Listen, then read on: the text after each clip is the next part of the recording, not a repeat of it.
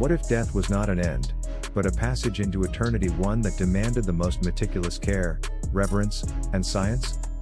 Imagine a civilization so advanced, so spiritually attuned, that it devised a way to preserve the human body for thousands of years.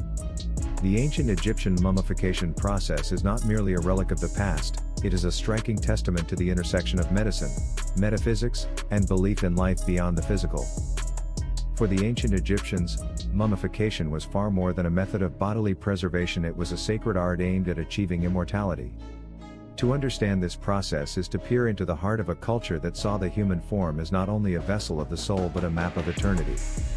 The stakes were high. Improper mummification could doom a soul to eternal wandering. The process was elaborate, beginning with the removal of internal organs to prevent decay. The brain was extracted through the nostrils with specialized tools, while the stomach, intestines, lungs, and liver were removed via a small incision on the left side of the abdomen. These organs were not discarded but stored in canopic jars, each guarded by one of the four sons of Horus, a symbolic act of cosmic protection. Once emptied, the body was desiccated with natron, a natural salt, for up to 40 days. This step was crucial, it ensured that no moisture remained, which could lead to decomposition. After drying, the body was anointed with sacred oils, resins, and perfumes not only to aid in preservation but to spiritually purify the vessel for its journey. The wrapping phase followed a ritual in itself. Linen strips, sometimes hundreds of meters long, were used to cocoon the body, layer by layer, often accompanied by amulets and inscriptions intended to shield the deceased from malevolent forces in the afterlife.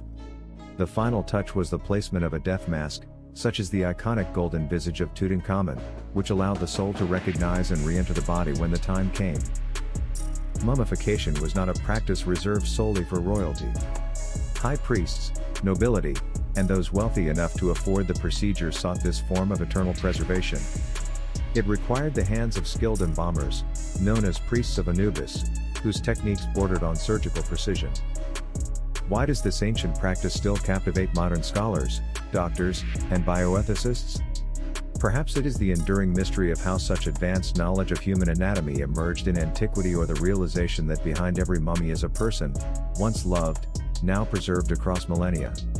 In a time when medicine constantly pushes the boundaries of life extension, studying mummification challenges us to ask deeper questions. What is the soul? How do we honor the body?